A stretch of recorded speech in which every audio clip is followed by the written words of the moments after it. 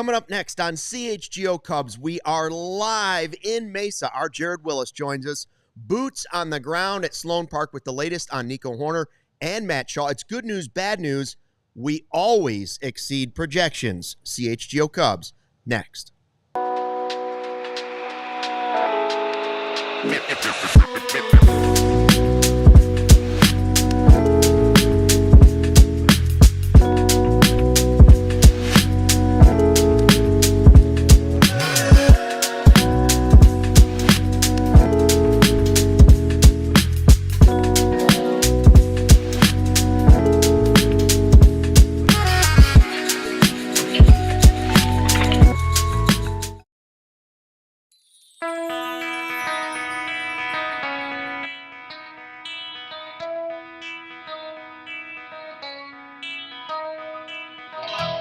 Hey, Chicago, what do you say? It's the CHGO Cubs Podcast. It is Thursday, February 27th. Nice and sunny in the Windy City. Luke Stuckmeyer, Cody Delmendo, ready to talk Cubs baseball with you. And Jared Wyllys will join us in just a second from beautiful Arizona. Cubs getting ready to play the Angels today.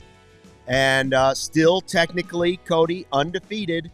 Yeah, they tied. They flew 6-0-1. They flew the T yesterday. Fly the T. Isn't it spill the tea? Isn't that what the kids say? Spill the tea? Yeah, I think Sean? that's what the kids say. Yeah, you could spill the tea if you have gossip. You could also steep the tea if you want to really, Oh, I didn't know there was levels to it. Okay, anyways.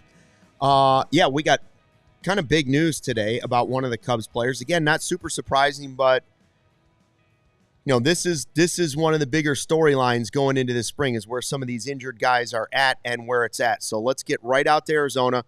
He just landed this morning. Jared Wyllys is there. He's at Sloan Park. He's groomed the beard. He's probably had a stogie already, and he's already doing work. Jared, can you hear us all right? Yes, I got you loud and clear from here.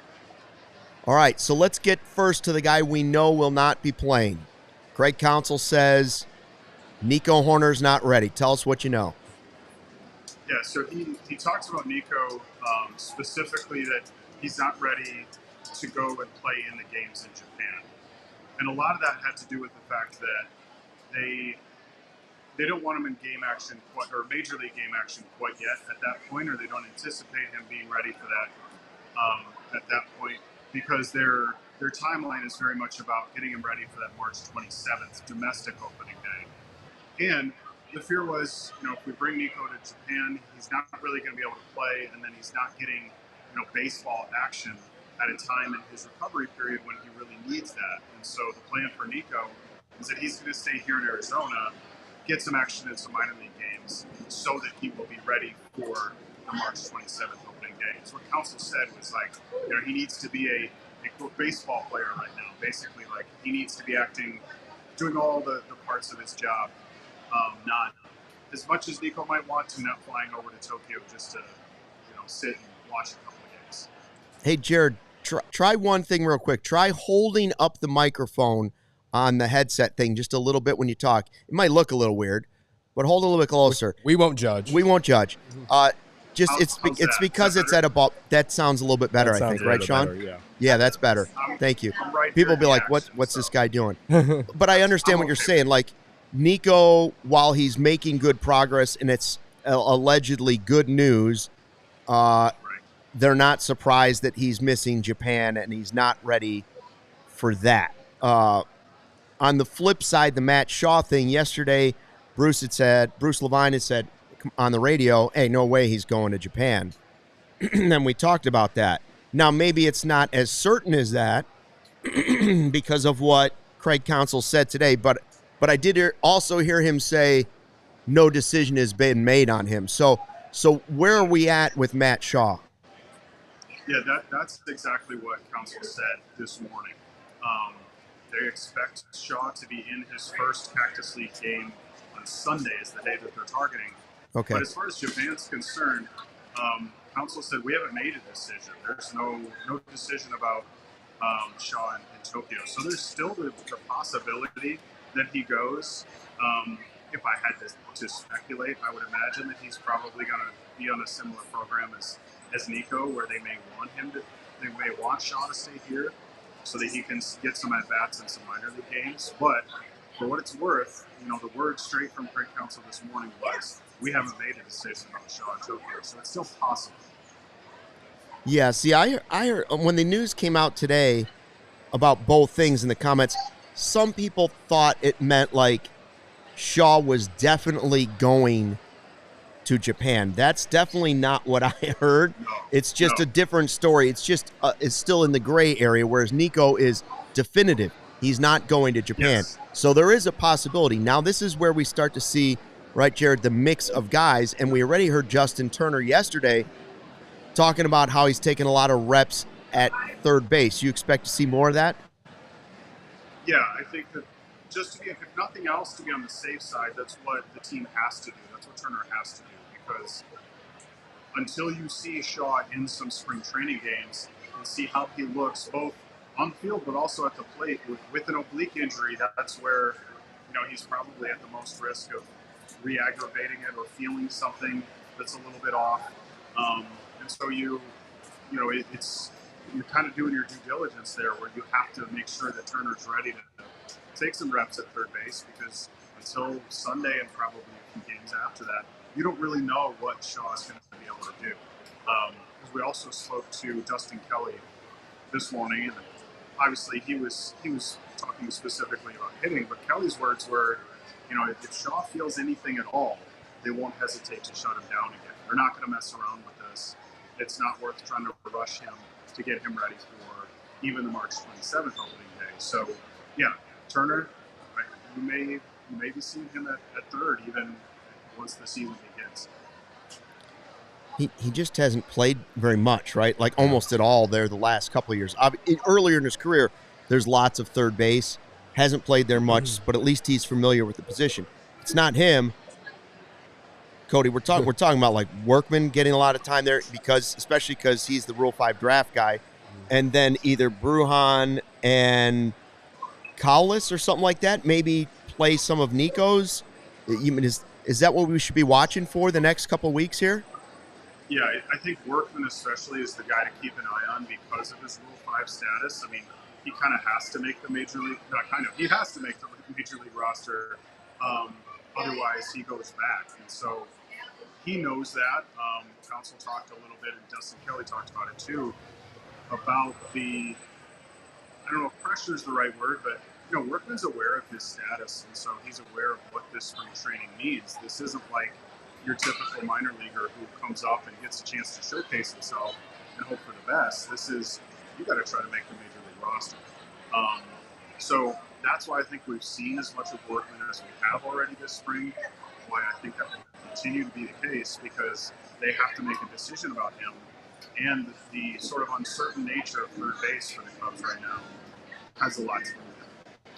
All right, lots of news. Jared's going to be following it for the next few days. He's going to be out there. Make sure you're checking out his content. He's going to have stuff for diehards. We'll be putting his stuff on social media. You'll be checking out all the stuff he's sending back, right? Yes. I have one request, Jared. Oh. Yes. I want all the James Triantos content, because I don't think anyone has talked about this guy enough. Okay. And we are in the business of doing things different from everyone else in this space, right? So, like, that's my one request as a fan, because if Hoerner and Shaw aren't, ready for opening day, then I'm going to be looking at James Triantos and how the Cubs are operating with this guy. Even though I really don't think he'll be breaking camp, but I'm very curious about how the Cubs view this guy and when he can maybe debut. So that's my request while you're there this weekend. I am on it. He's on it. Awesome. All right. Thanks, Jared. We'll be watching, and make sure you follow Jared on Twitter as well. And we'll be catching up with him. I think he might be on tomorrow as well with Corey Brennan. Thanks to Jared. Thanks, Jared. Thanks, guys. It's a hard ballpark to get audio out of. The cell signals, first of all, are real difficult there for whatever reason. But basically the gist of what he's saying is, listen, Nico's not going. They want to make sure he's ready for the whole season. He is on track still for the domestic opener here in the States, but they don't want to rush it and just do that for 2 games in Japan. And he wouldn't be surprised if, like what we were saying yesterday, even in the line with what Bruce Levine was saying, maybe not as far advanced as that, but it wouldn't be surprising if they still took the same path, even though Shaw will potentially start playing in games this Sunday. It is possible that they still would not send him to Japan. And then we're looking at possibly Workman, Birdie, Bruhan, Cowless, that group Nicky Lopez, that group of guys. So we'll see who all makes the team, but Workman is the one that if he doesn't make the roster, he's got to go back. Yeah. So he's the most likely guy to land over at third base, and then maybe Birdie at second or Bruhan. But we'll see how it all unfolds the next few weeks. So can we just discuss like the roller coaster the last 24 hours when it comes to Matt Shaw? Yeah. You want to know what I really think happened? What happened? This is what happened. Bruce said on the radio, maybe a little prematurely, even though it still could prove to be very right. Yeah. There's no way Shaw is going to Japan. Yeah. And some people took it as a factual report. Yes. It was more of a statement by Bruce, and then he followed it up by saying, even though the team hasn't said anything yet, there's no way. That's just Bruce and his experience saying, man, he hasn't had enough work yet. Even when he does come back, if he plays on Sunday, that doesn't mean necessarily. Then I bet you what happened was Bruce got to the ballpark today, and Shaw was like, hey, man, I might play. Don't say that. Yeah. And then he gave some quotes, and so he followed up, and Shaw's like, I'm going to play without hesitation or restriction as early as Sunday. But, of course, in Bruce's defense, that doesn't mean that he's going to Japan yet. Right. I still feel the same way. I don't think it's any different. The only thing that's for sure that we got today that's truth. Nico is out. Is Nico is not going to Japan. That's right.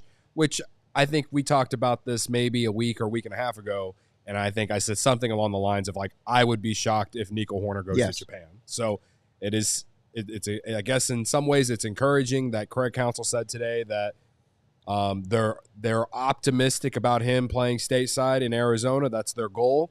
But as far as Japan, not having Nico is set in stone at this point, and and that's not surprising. But the Shaw stuff, fan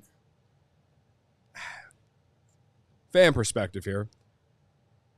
If what they said today is fact, if it goes on to be fact, if he plays on Sunday and he plays just under 3 weeks, 19 days, I believe. All right, so if he's able to play. And they're not going to play him every day. I doubt that they would play him every day. No, right? because they need to ease him back. Yes.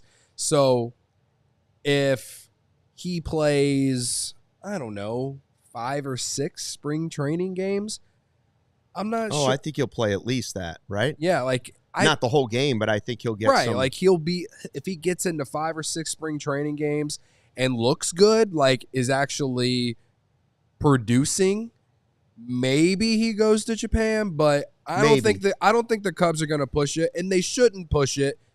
That said, if you're trying to go to Japan and win at least one of the 2 games, it's like, man, I don't know how long the I'll be honest, I don't know how long the flight is to Japan, but don't you feel anytime you travel far, whether you're in a car or in an airplane, your body tightens up. It seems like a bad idea to me for 2 games. Sure. When you could just wait and start him when he gets back. But let's see.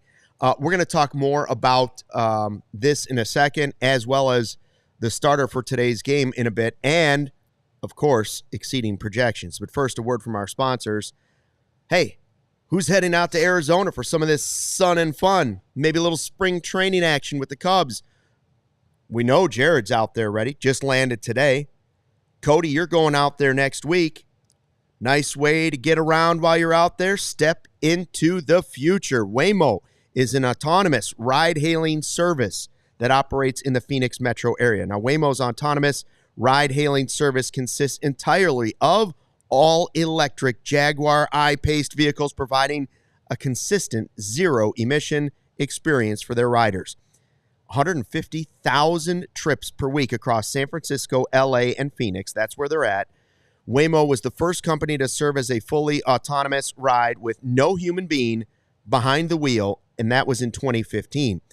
Since then, over 40 million miles of real-world driving experience. That's enough to drive to the moon and back 80 times. So if you're heading out to Arizona to check out some of this Cubs stuff for spring training, download the Waymo One app and get ready to experience the future. I really am looking forward to getting in one of these whenever I go out to Arizona. It's social content Yeah. that will be arriving. Yes. Cody in the vehicle, the autonomous ride, talking Absolutely. to the steering wheel about Cubs baseball. That's what I want to see. Oh, yeah. You ranting to the steering wheel. Absolutely. All right. Lucy. Let me tell you about Lucy, Luke, if you didn't know. All right. It's 100% pure nicotine, always tobacco-free. The Lucy Breakers are nicotine pouches with an extra surprise. Each pouch holds a capsule that can be broken open to release extra flavor and hydration. You can set yourself up with a subscription and have Lucy delivered straight to your door. Another one of those things you can just have it, just do it online, have it sent straight to your door, subscribe to it, and you can have it set up like probably ahead of time too to be sent to your door. I personally don't have a lot of experience, just started using it recently, and let me tell you, it's making my days easier. Nice. Okay. Well, that's all we want. Everybody wants it to be a little bit easier. Right. So, let's level up your nicotine routine with Lucy. Go to lucy.co/CHGO and use promo code CHGO2025 to get 20% off your first order. Lucy has a 30-day refund policy if you change your mind. 30-day refund policy. So if it isn't your vibe, if you change your mind, you can just get that refund back and you lose nothing. All right. Again, that's lucy.co and use code CHGO2025 to get 20% off. And here comes the fine print, Luke. Lucy products are only for adults of legal age, and every order is age verified. Warning: this product contains nicotine. Nicotine is an addictive chemical. So anyway. I saw Rhonda putting in the live YouTube chat that she heard the flight to Japan is 14 hours and 30 minutes. I got to tell you, I wouldn't send him. Shaw? If you have a player that's dealing with a muscle strain, again, I'm not a doctor. I just play one on this podcast. I wouldn't send the guy. I guess my pushback is, what is the plane like that the Cubs are going to be on? It's not going to be like a regular commercial Southwest It's a charter. There's going to be more room on it for sure. Right. So I tend to agree, but it's still a long time, and I don't know. Okay, it's one of those like maybe there's a bar in it or I'll something also like say that you this. can move around in. I'll also say this, Cody. Does it really matter? It's 2 games, right? Is it gonna? I doubt the 2 games are gonna make or break the season. But if they do you want Shaw playing third, or do you want Turner playing third, or do you want Workman playing third? You're playing the Dodgers. Yeah. Doesn't matter. So it's an uphill battle against Yamamoto I'm asking, in the first place. I'm asking to win 1 game. Yeah, I think everybody'd take a split. Yeah. I'm asking to win. I'd actually like to win the first one, and then when the rest of the world stops watching, they can go ahead and lose that one. Yeah. I would love to go into Arizona 1-1. Let Shota win that first one, and then whatever happens in the second one. Yeah. Shota said yesterday post-game that he was hoping to be able to throw 80 pitches in his first start. Well, that's sort of that, and that is sort of in line with what Carter Hawkins was saying when they started camp. Jed was talking about how, it's different, and we'll see multiple pitchers, and Carter said, yes, but we will be ready because these guys have trained knowing that they were going out there weeks earlier than everybody else, so everybody's schedule started a little bit earlier. So, but 80 pitches is probably the mark for a lot of guys in the first start of the season anyway. Nowadays, back in the day, to be like, if a guy can go all the way, he goes all the way. On opening day, not too many guys pitch over like 5 innings. I don't know what the numbers would be, but that's just not the way it is anymore. I need to go back and look at Shota's first start against the Rockies last year. That was electric. See how many pitches he threw. But, I mean, I think 80 pitches, if you're efficient, can get you 5 innings. Or 6 if you're getting some quick outs, right? Or against the Dodgers, it could get you like 3. Yeah, I'm like 80 pitches against that Dodgers lineup. You're 3 or you get 4 innings out of them. That's pretty good. But I expect the Cubs to treat those 2 games like like I feel like one of those guys, like whoever comes in after him, it's going to be like a piggyback type thing, type situation. A guy who can pitch multiple innings. Like I wouldn't be surprised if Ben Brown pitches like two innings. You know what I mean? Could be in one of the two. Could be another guy that is actually stretching out to be a starter. Yeah. Could be, sure. I guess we'll see how it all unfolds. I mean, they're not going to give that away just yet. That's for sure. Do we have this clip that MLB put out of Shota? No. Okay. The one of him singing "Go Cubs Go" with the guitar. Oh, that one. Yeah, we have that clip. Oh yeah, can we hear that real quick? This is why I love Shota. And this is why everyone loves Shota. This is why everybody loves Shota. Do you play the guitar? ギター弾きます。Never.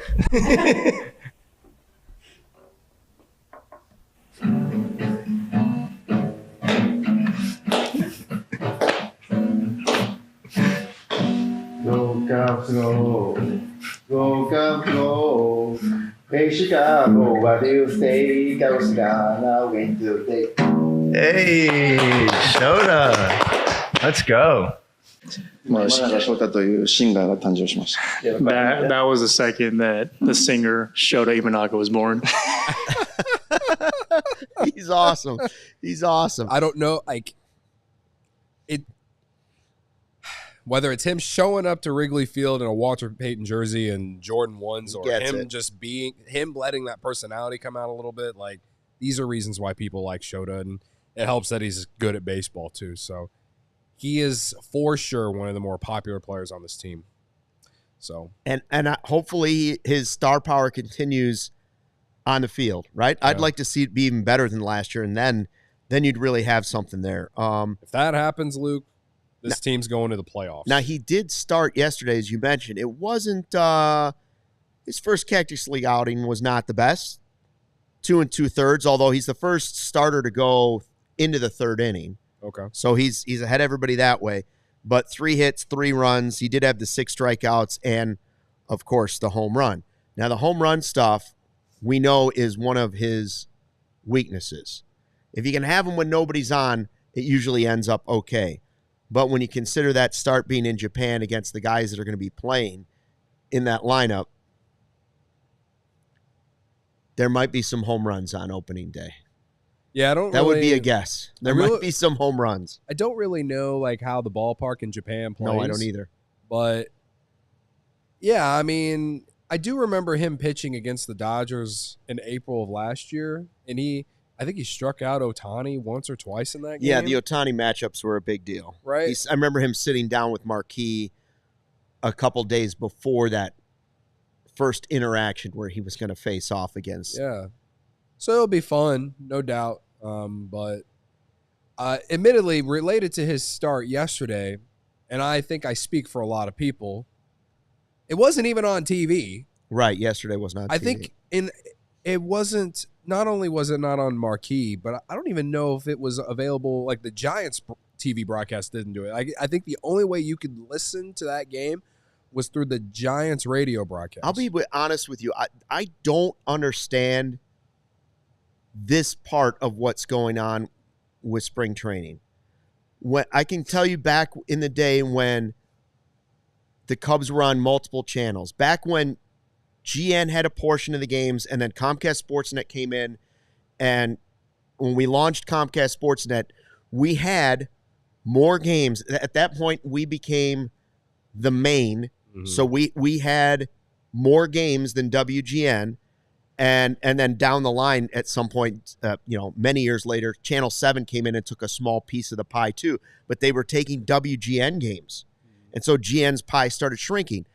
And it's spring training. I remember when we first got there in 2005, we wanted to broadcast all. It's when HD was first coming on, and we wanted to broadcast every Cactus League game. And the Cubs told us no, because WGN couldn't afford to match that. WGN wouldn't eat this. If WGN didn't want that amount of games, we wanted the rest of them. No, we didn't want to make WGN look bad. And that would continue for multiple years to where Comcast Sportsnet wanted to broadcast all of the games, but WGN would only do like 4 or 5, and so we couldn't do the rest of them just because of we wanted partners to be partners. Right. There is no other partner here. Right. This is they are the home of the Cubs now. This is what everybody said they wanted, was one channel dedicated to the Cubs. I don't understand why they're not broadcasting every game. The only thing that I could think of as a Sox fan, what I've noticed, it seems like the team that is the home team is responsible for the broadcast. So I don't know if that's so it an could be Major League Baseball trying to help save money across the board. I'm unsure. So I mean, maybe, I think everybody's trying to save money. That's what I think. I'd be interested in what the Yankees, Mets, and Dodgers broadcast schedule looks like. To Sean's point, the very first spring training game against the Dodgers, we watched it on marquee, but it was the Dodgers broadcast. And I believe that has to do with a decision. I could be wrong. We'd have to ask somebody from Marquee, but most likely that's a decision by Marquee. You could double broadcast it if you're a rights holder. Of course, you can double broadcast it there. Yeah. But it's a way of still having the game broadcast that you don't have to pay as much money for. Sure. Everybody's trying to save cash. We know. Yeah. So I think in yesterday's situation, it's more about the fact that it wasn't on TV for the Giants, because I think Marquee would have probably put the game on their channel if the Giants would have put their game on their channel. You know what I mean? Are you concerned at all that Marquee won't be on cable by the time the season starts? There's been that rumbling out there. Are you concerned that CHSN is still not on most cable packages, well, like YouTube TV and Xfinity? I mean, it's the whole city. That part doesn't affect me as still a cable holder. That part doesn't affect me because I don't need to watch every Bulls or Blackhawks game right now. Yeah. But I can still watch games when I want to. But I want to watch every Cubs game because that's what we do. Yeah, so I don't really know enough to necessarily speak too much on it. I think when Jesse Rogers went on ESPN 1000, he was talking about the like ESPN a weekend deal. Yeah, talking about he talked about Xfinity. He was talking about Xfinity having the issue with Marquee, and it's like he said something along the lines of like that it was going to be right before the season starts, and it's always strategically around those. That's where the deadlines are, and that is if Marquee's already having problems with staying afloat, we'll just say it that way, because of the lack of subscriptions, because the team hasn't been good enough, or the fact that the relationship with Xfinity, that's why the rumor has been out there that people are rumbling, will CHSN somehow join with Marquee, or partner would be a better word. Sure. Maybe not merge the networks, but could they partner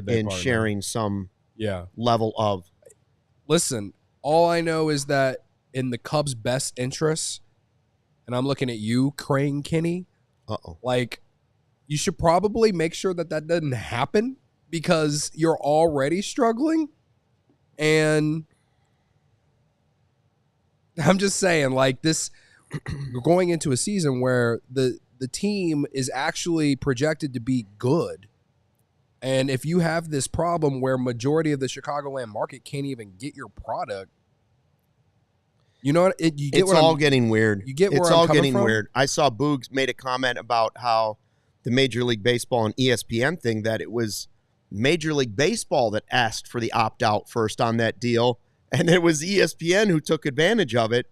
And had they not, they'd still have this deal going for like 3 more years. So somebody made a mistake, obviously. To sum it up, it's like the Cubs legitimately can't afford to let this happen. I don't even know if it's serious or not. I just have heard a rumbling that people are starting to get concerned about it. I'm with you. And I'm not trying to speak too much on it, but on the outside looking in, if that becomes a problem, if that's a real thing, then that's something that is not going. We got Godfather sitting in here complaining about Ricketts spending money. I mean, it might get worse if that continues, if this ends up being a real thing going into the season. So because we know how much they said that Marquee was going to get them wheelbarrows of cash, and we can all confidently sit here and say that hasn't happened, So things have changed, that's for sure. All right, more on the Cubs in just a second, including we'll look at some projections. But first, The Chicago winter can be brutal, but Toyota helps make it easier. Toyota's got 25 vehicles available with all-wheel drive and four-wheel drive. They have more than any auto brand out there, from the sleek Camry all-wheel drive to the Corolla Hybrid all-wheel drive. Then the Toyota Tundra. That's the truck that's known for power, durability, and off-road capabilities.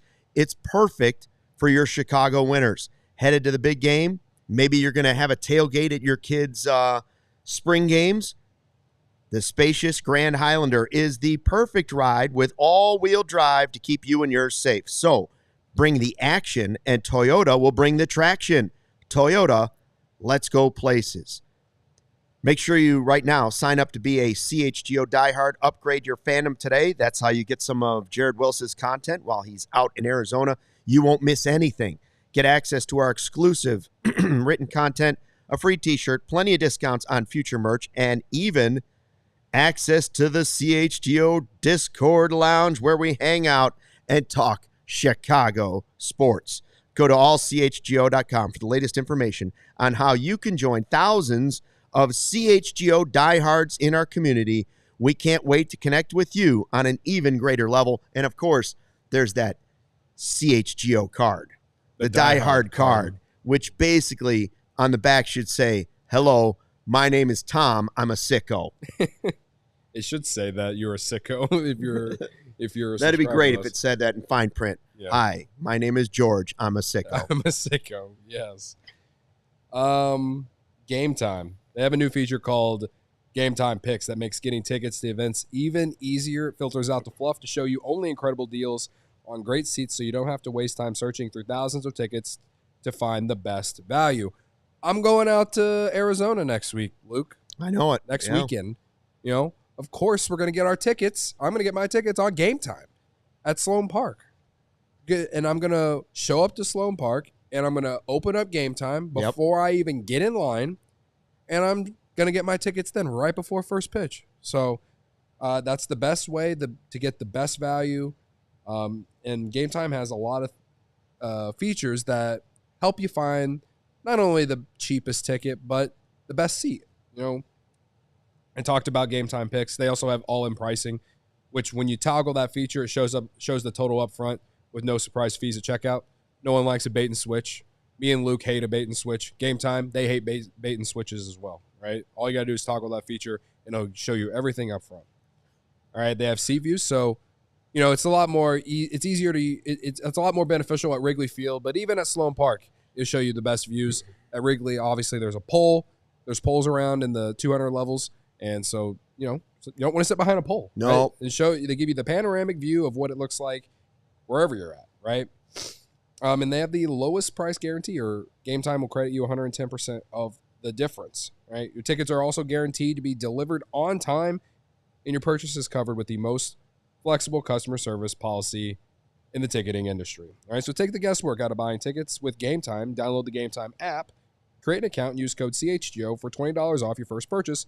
Terms apply. Again, create an account and redeem with code CHGO for $20 off. Download Game Time today. Last minute tickets, lowest price, guaranteed. And Sean would be proud. I did not use the last ad going into this ad as some sort of maneuvering. Very proud of you. I'm very, very happy. I didn't do it today. I like to see him try and weave that together, though, occasionally. I got to tell you, there's got to be a way. If Waymo would have been next to Game Time, that would have been seamless. Yeah, you're right. You're right. Then we would have seen some seamless Don't give him ideas. transition. Let's just move on. But that's not the way it was set up. Oh. So, yeah, we've got, by the way, it's Wicks on the mound today for the Cubs against the Angels. Because we're having some sort of, it was hard to hear Jared a little bit. I was going to ask him, I wonder if he's going to get to talk to Kyle Hendricks today, if he'll see Hendricks. Oh, yeah. Anyways, but Wicks today is another interesting guy. Could Wicks be one of those guys that you're talking about, some of these piggyback starts, or is he going to end up being a bullpen guy? I just want to see what he looks like on a consistent basis. What is he down, like 20 pounds? He definitely looks different. Right. Now, whether that'll have an impact on what he's doing or not, I don't know. Bless you. I felt that one coming, and yesterday I did really well. That was tough. That was tough. Anyway, but you're all right. I'm all right. I'm here. Still here. I got water here for a reason. We're battling through it here, guys. Just get better before you go to Arizona. Yes, that's the plan. I actually do feel better than I did yesterday. So well, the sun will heal you when you get there. Right. Wicks, what are you hoping to see from Wicks this spring as you watch games? Just healthy?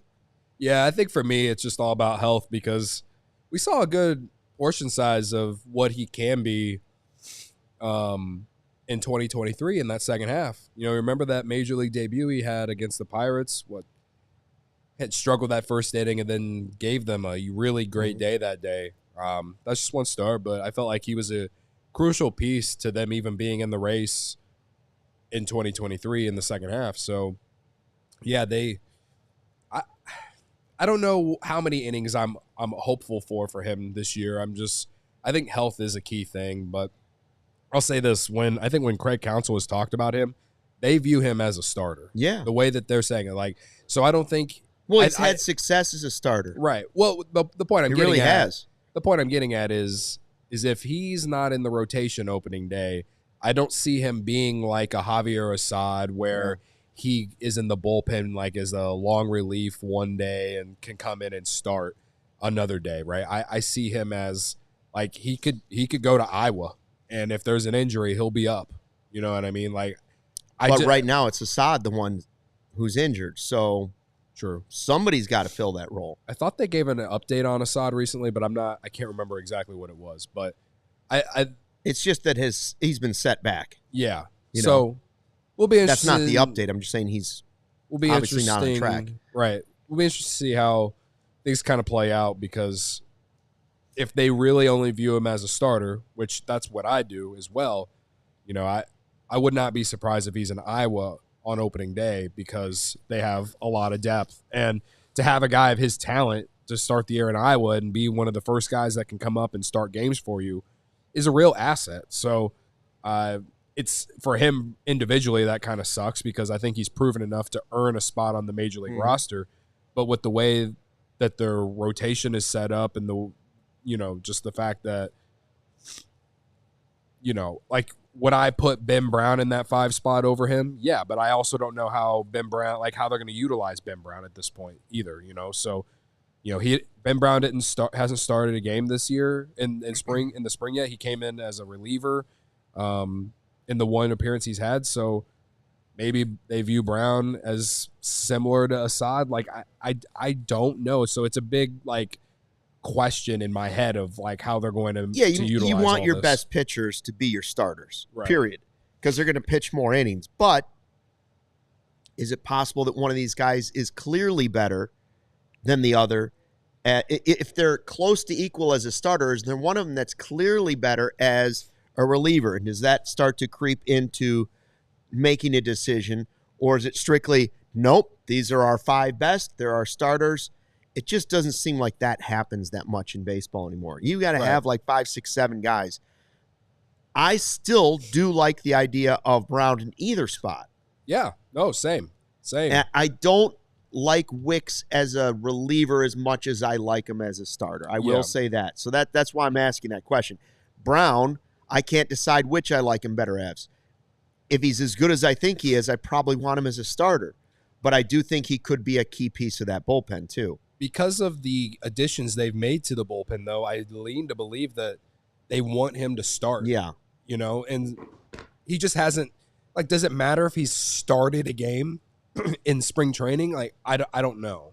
Right. But I think he pitched 2 innings the other day. Didn't go exactly well for him, but whatever. But that's all right. We said it was just good to be in the game. Yeah, it's just good to be in the game. So the good thing about Wicks is he has had major league success. Last year, to me, is more of an outlier. The guy was hurt, and before he got hurt, he was taking real strides in April. Yeah. I think you could criticize him in the fact that he wasn't going deep in the games, but he was keeping you in games as well. You need to get more length out of him as a starter. I think that's the one criticism. If you just go look at the box scores of the games he pitched, I think he might have gone 6 innings before he got hurt. he might have gone 6 innings once or twice. Most of them he was going 4 or 5. And it's kind of the same thing I said about Javier Assad and why I think he's good in a swingman role. But I view Jordan Wicks as could be a better pitcher. I view him to have a higher ceiling than Javier Assad. So I guess I'm asking for more out of Jordan Wicks out as a starter, and I think he can do it. He showed it in 23 when he first got called up. I just think he needs to stay healthy. It's kind of like you said about Ben Brown. Just happy to see him get on the field. Like, to me, Jordan Wicks, stay healthy in the spring. He lost all that weight. Like, just be healthy, go into wherever they send you, Iowa, or if you're on the Major League roster, like, just exceed in whatever role they want you to do. I think as a starter, he can be a really serviceable bottom end of the rotation with what they have. Hey, Cody, since you brought up your cold, Barb now wants me to come feel your forehead, or she wants us to end the show and take you to a minute clinic. Straight to the minute clinic. She also would like me to take you to Manny's for the matzo ball soup, which... Not a bad idea. In Barb's defense, their matzo ball soup is elite. Out of all of the ideas, that's the one. Luke paying for lunch sounds great. Matzo ball soup is delicious, especially at Manny's. Well, listen, this is our, like me and you, this is our last show of the week. I'm hoping by Monday I'm great.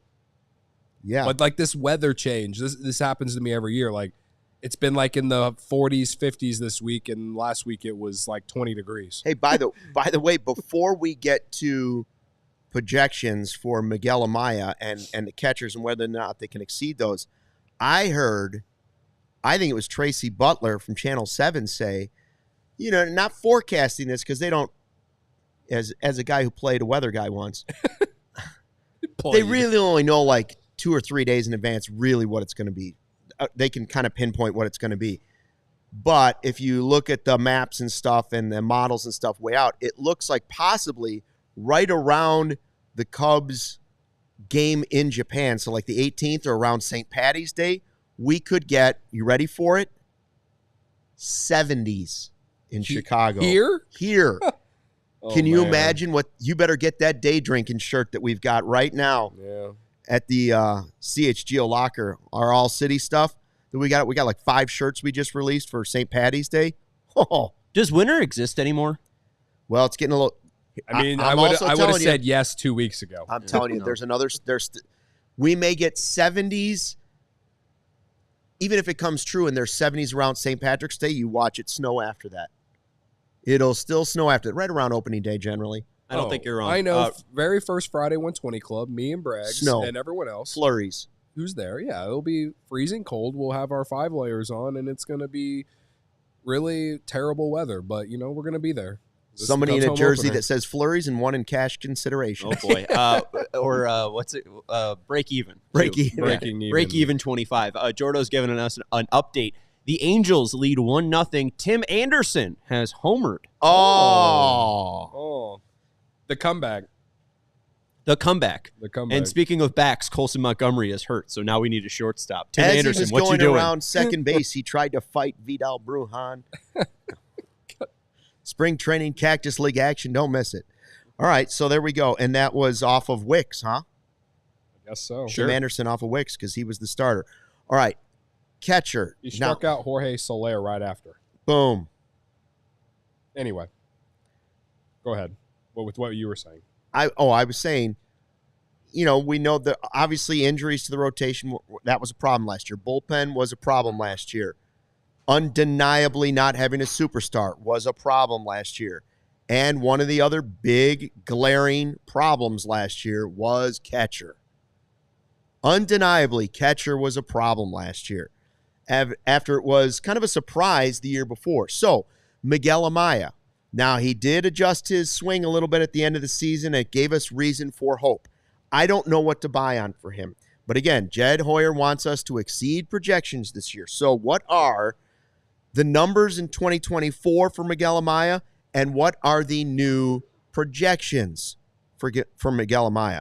Last year, 232 batting average, even with the uptick at the end, an 83 WRC plus, ended up a 0.7 F4, and that was when he was his year 25 season, okay?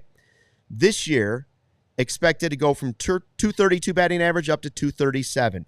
Projected on base percentage to go up from 288 all the way up to 314. Like to see that.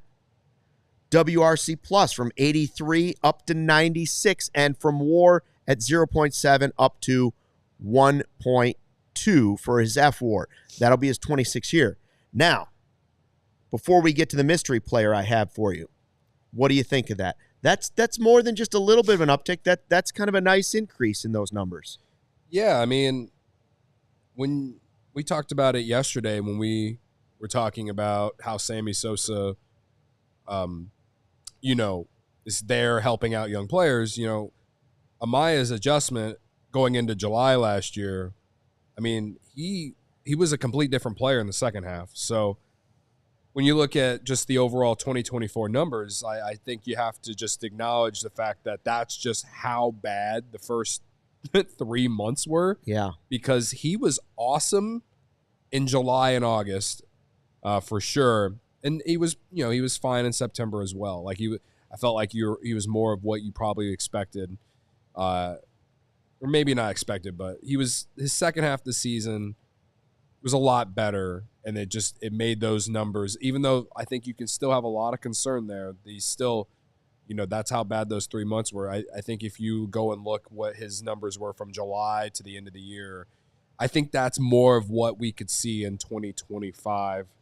So when you look at these projections or whatever, a 99 WRC plus is a projection. Like, that's a league average hitter, like at catcher, you take that. My biggest thing about Amaya is I just want to see some improved defense. I want to see him throw some guys out at second. Yeah. Like if Carson Kelly is more of the defensive guy, then fine. Like of the tandem, you need one of them to be better defensively. One of them has to be the better defensively. But so if Amaya isn't going to improve defensively, then like he's got to be more productive offensively. Mm-hmm. You know what I mean? So, and Sean just brought up Baseball Savant from Miguel Amaya, and there's a lot of blue on there. And then you look at his catching, his blocks above average are in the red, but it's also like, his pop time, 4 percentile, framing, 16 percentile, caught stealing above average and in the blue as well. Like those, to me, those are things that I'm looking at Miguel Amaya in terms of improving this year, because I think if he's a league average hitter, that's great. But for this team, they need him to be better defensively. Agreed. I was surprised by how bad he was.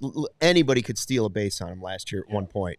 It was really rough and really hard to watch because singles were turning into doubles just way too often.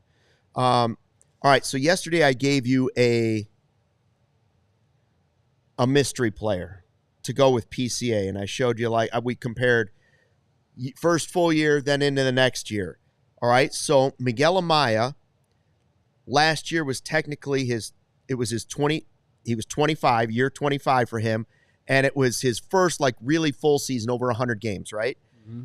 I have a mystery player, a catcher who went in his first full year, over 100 games, same exact age, 25 years old, 276 batting average, so, noticeably higher than Amaya, 356 OBP, a 122 WRC plus versus the 83 from Amaya, 2.3 F-WAR versus the 0.7 from Amaya, and this player also hit 21 home runs.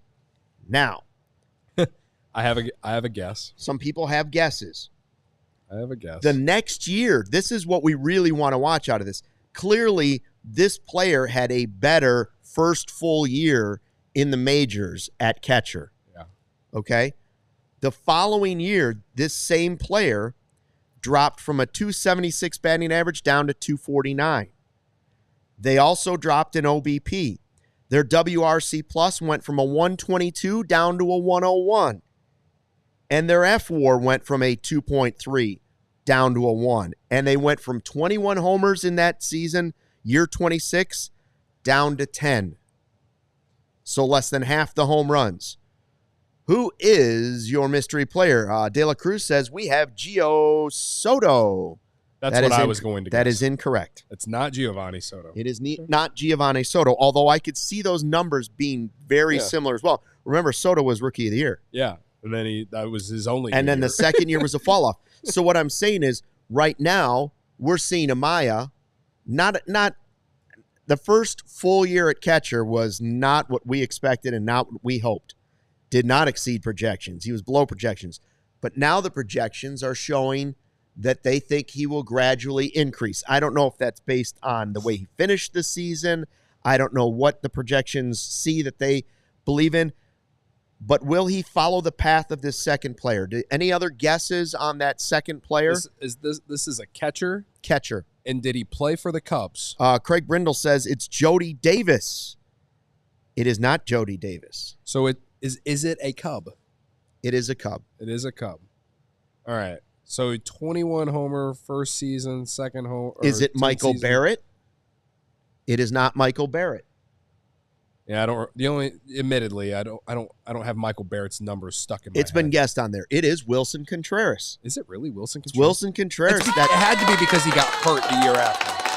That second year, he just was not as good, period. In year 26, he was down. But he didn't play as many games, What are the games played? Yeah, but everything's down. The batting average is down. The OBP is down. The WRC plus is down. The homers are way down.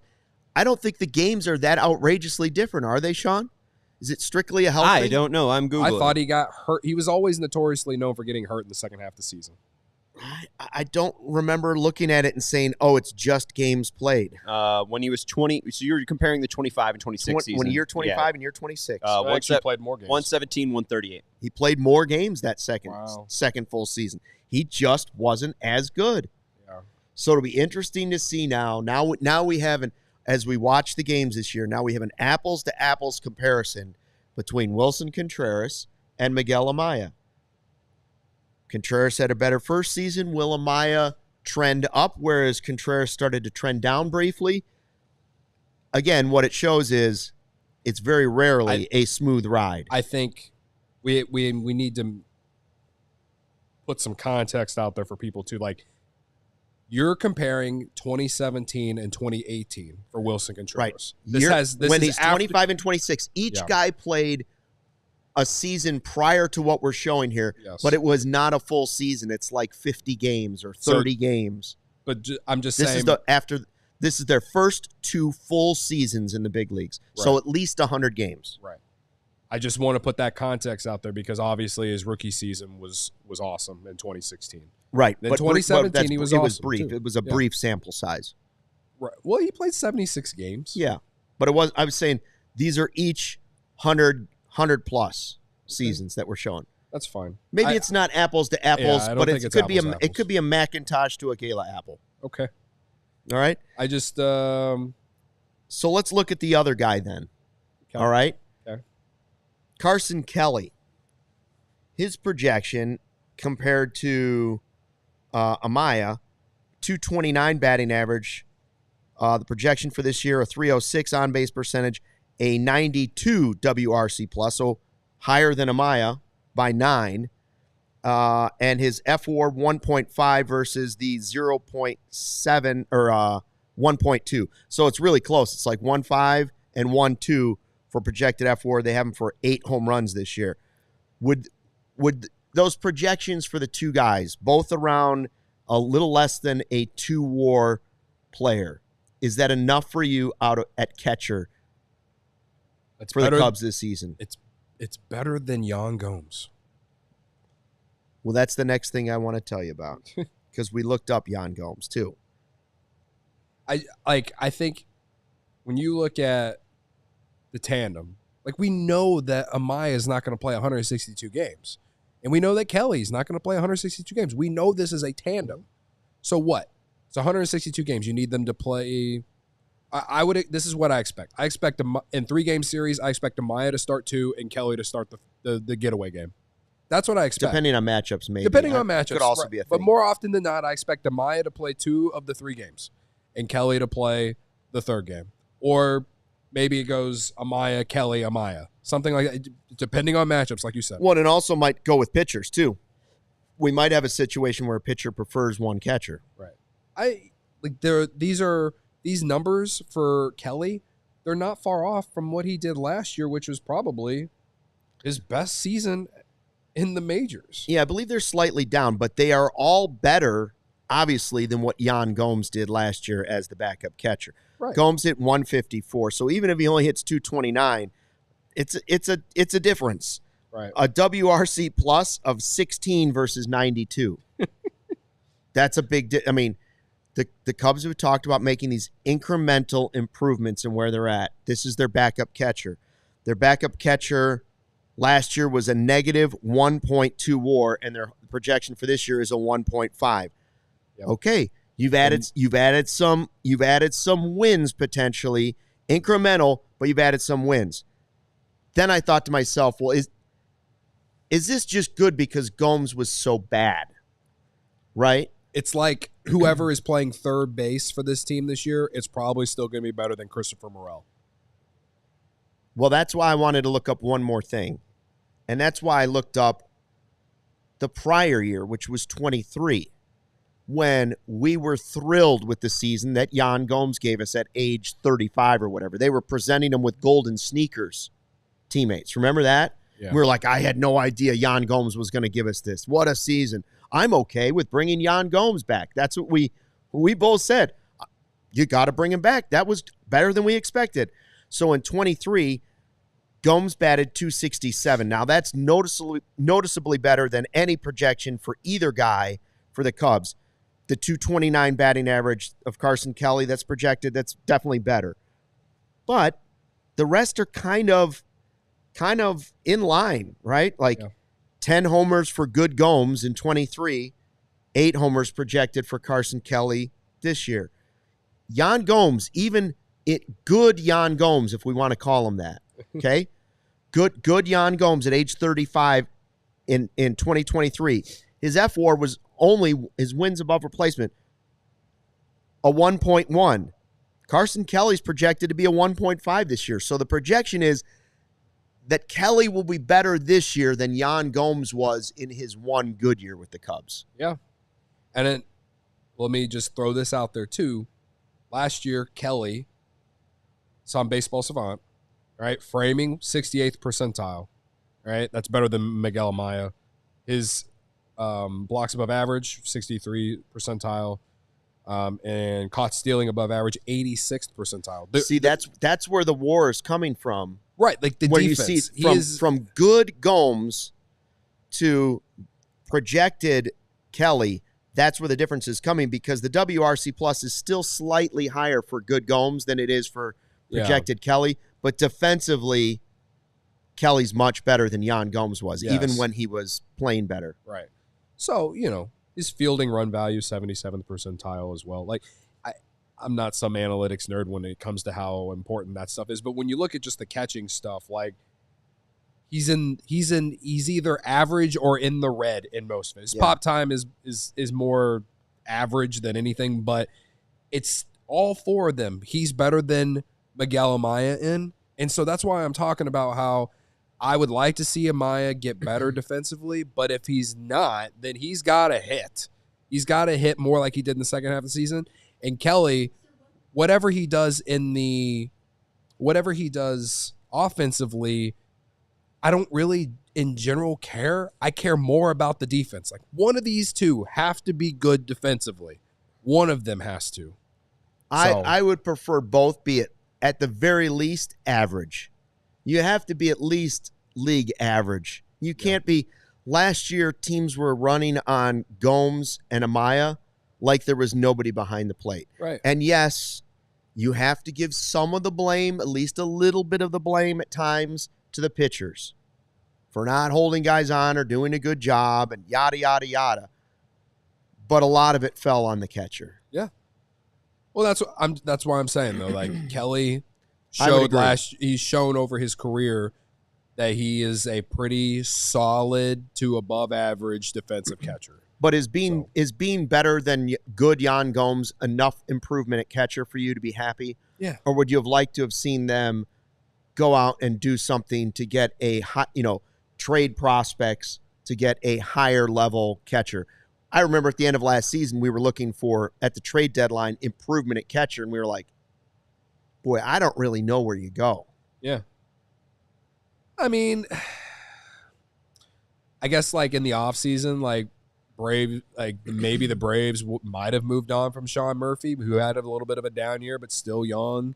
Offensively is shown to have success. But I think in terms of the free agent market, there wasn't a ton of guys out there like Danny Jansen, who right. I think he's more of an offensive catcher than he is a defensive one. So he ended up at the Red Sox, right? Yeah.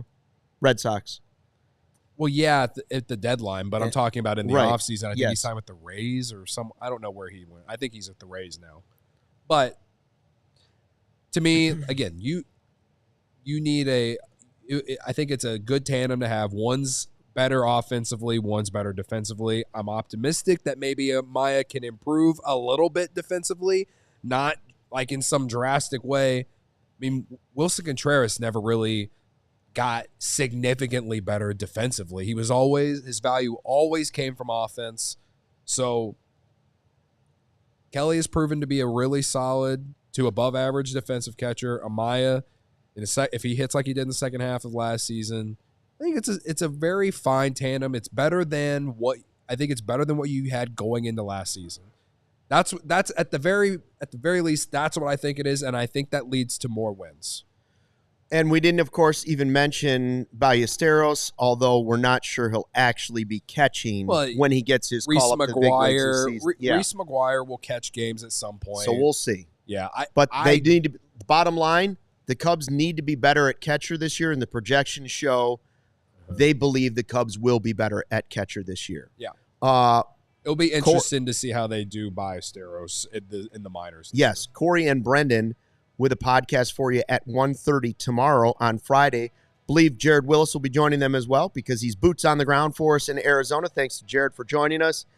Thanks to you as well. Please hit the like button on the way out. Make sure you have a good weekend from us. Cody's going out to Arizona at the end of next week, next Thursday, week from today. I will feel better by then. And he will come back with a tan. Until then, thanks for watching and fly the W.